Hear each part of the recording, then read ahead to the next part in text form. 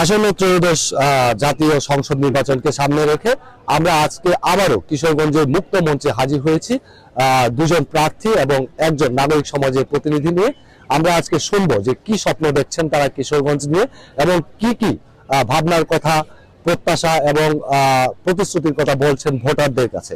আমরা এখন চলে যেতে চাই ইসলামী আন্দোলন বাংলাদেশের কিশোরগঞ্জ 3 আসনের প্রার্থী মাওলানা আলমগীর হোসেন তালুকদারের কাছে। আমরা তার কাছে জানতে চাইবো যে আপনি নির্বাচন করছেন, এবার আপনি কিশোরগঞ্জ 3 আসন নিয়ে, কিশোরগঞ্জ নিয়ে এবং ওই যে আপনার আসনের হাওর নিয়ে আপনি কি স্বপ্ন দেখছেন, কি প্রতিশ্রুতি দিচ্ছেন আপনি ভোটারদের কাছে? ধন্যবাদ মাছরাঙা টেলিভিশনের ভোটের বাংলাদেশ অনুষ্ঠানে আমাকে আমন্ত্রণ জানানোর জন্য। একজন এমপি তার দুইটা পর্যায়ে কাজ করার সুযোগ থাকে। একটা হচ্ছে ল মেকার হিসেবে, পার্লামেন্ট মেম্বার হিসেবে জাতীয় যে ল বা কনস্টিটিউশনের যে প্রিন্সিপালস ঠিক করা বা বাংলাদেশের জন্য ল ঠিক করা, সেই জায়গাটাতে এখন বর্তমানে যে কনস্টিটিউশনের প্রিন্সিপালস আছে বা মূলনীতিগুলো আছে সেগুলো বাংলাদেশের মানুষের বোধ বিশ্বাস এবং কৃষ্টি কালচারের সাথে সাংঘর্ষিক। বাংলাদেশের মানুষের বোধ বিশ্বাস এবং কৃষ্টি কালচারের সাথে সামঞ্জস্যপূর্ণ প্রিন্সিপালস ঠিক করা, কনস্টিটিউশন ঠিক করা, এটা আমি মনে করি অপরিহার্য। যে কারণে 54 বছর যাবৎ এদেশের একটা সঠিক রাস্তায় উঠতে পারে নাই, সেই জায়গাটাতে আমি কাজ করব। এছাড়াও একজন এমপির স্থানীয় পর্যায়ে যে উন্নয়ন, এই জায়গাগুলোতে কাজ করার সুযোগ থাকে। তো সেই জায়গাগুলোতে আমি দেখেছি যে আমার এলাকায় মাদক, সন্ত্রাস, চাঁদাবাজি, অফিস আদালতগুলোতে ঘুষ, দুর্নীতি, হসপিটালগুলোর একটা নৈরাজ্য, একটা অব্যবস্থাপনা।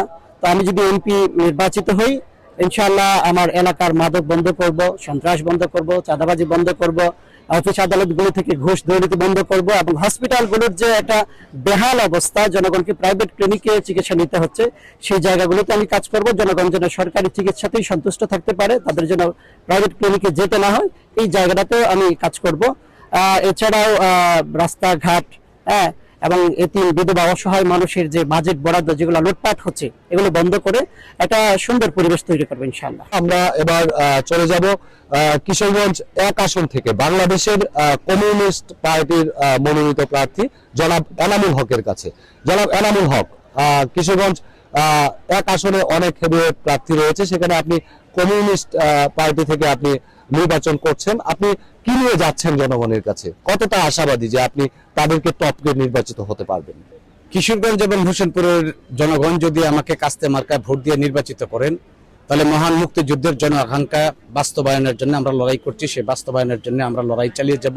মানুষের অন্ন, বস্ত্র, শিক্ষা, চিকিৎসা, বাসস্থান, কর্মসংস্থানের জন্য যে লড়াই, সেই লড়াই আমরা চালিয়ে যাব। সেই লড়াইয়ে আমরা ইনশাল্লাহ জয়ী হব।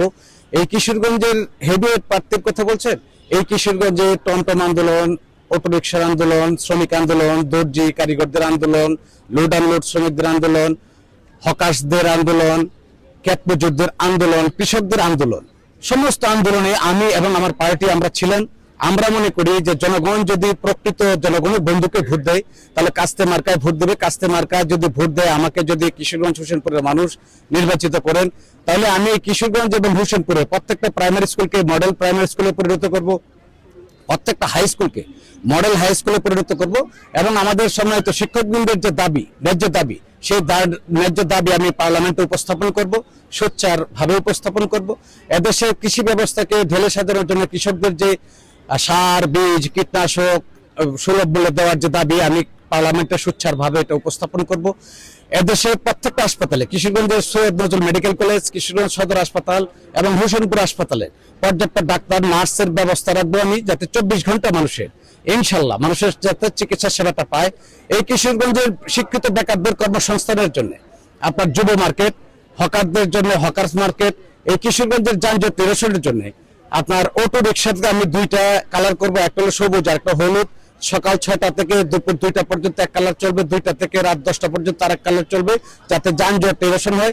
কিশোরগঞ্জের প্রশাসন অটো রিক্সার উপর একটা নির্যাতন করে, একটা অটো রিক্সাকে আটকে 1000 টাকা জরিমানা নেয়। আমি এটা বন্ধ করব ইনশাল্লাহ যদি আমি নির্বাচিত হই।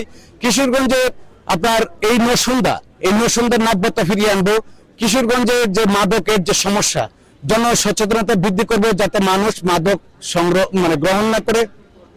আমি যদি নির্বাচিত হই কিশোরগঞ্জের মানুষের ভোটে, তাহলে আমি এই দেশের যে তরুণ সমাজ, যাদের জন্য আমাদের যারা বেকার, শিক্ষিত বেকার, তাদের জন্য একটা আপনার আইটি ভ্যালি আইটি সেন্টার করার চেষ্টা করব আমি, এবং ই কমার্স ভ্যালি করব, যাতে যুব সমাজ একটা ল্যাপটপ দিয়ে একটা আপনার মোবাইল দিয়ে তার কর্মসংস্থানের ব্যবস্থা করতে পারে।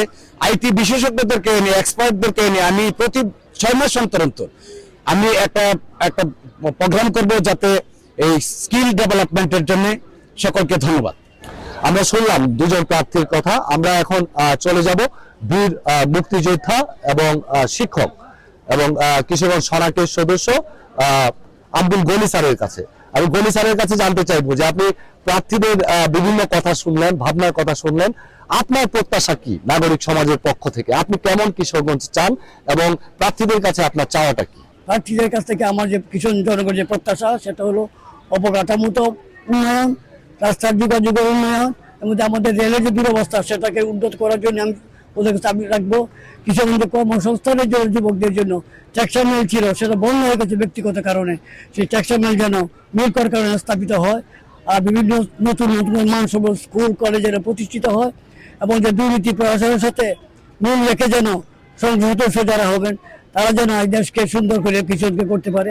কিশোরের দেশ কিশোরগঞ্জ, সে যে কিশোরের মধ্যে যেন সুন্দর হয়, আমরা যেন বলতে পারি আমাদের কিশোরগঞ্জ দি mind is as lovely as the body. বাইরের দিকে অবকাঠামো উন্নত হবে, ভিতরে মানুষ স্বভাব চরিত্র আচার আচরণ দুর্নীতি মুক্ত কিশোরগঞ্জ হবে। এই আশা আমরা করি জনগণের কাছ থেকে। এবং যে নদীর উপর দাঁড়িয়ে কথা বলছি, এই নদী যেন আবার নাকবে হয়, এই নদী যেখানে বাচ্চা যেখানে স্টিমার চলতে পারে। আমরা এই নদী আমি বিশাল করেছি, আমি জানি নৌকা ছিল, ব্যবসা বাটির সাথে বন্ধুত্ব থেকে শুরু করে এখান থেকে যে বাটির যোগাযোগ হলে পরে এখানে ব্যবসা বাণিজ্যের সুবিধা হবে। এই সার্বিক উন্নতি আমরা ওদের প্রত্যাশা করি, এবং আমি ওদের কাছে শুধু ওদের কাছে আমি আশা করবো যে কথার চেয়ে মাছের কাজের মূল্য বুঝে কথার চেয়ে কাজের দাম বেশি, তারা কাজ করবে। তাদের কাছে আশা ব্যক্ত করি জনগণের পক্ষ থেকে সকলকে অভিনন্দন জানিয়ে আমার কথা শেষ করছি। আমরা এতক্ষণ শুনলাম দুজন প্রার্থীর কথা, তাদের প্রতিশ্রুতির কথা, স্বপ্নের কথা, এবং আমরা প্রত্যাশার কথাও শুনলাম নাগরিক সমাজের পক্ষ থেকে। আমরা দেখি এই ধরনের নানান রঙের যে স্বপ্ন, সেই স্বপ্নগুলো, সেই প্রত্যাশাগুলো আগামী নির্বাচনে পূরণ হোক, এবং সেই অঙ্গীকারগুলো যেন যারা নির্বাচিত হয়ে আসবে তারা যেন পূরণ করতে পারে। আমরা আবারও আসবো কিশোরগঞ্জের অন্যান্য কোনো প্রার্থীদেরকে নিয়ে আপনাদের সামনে।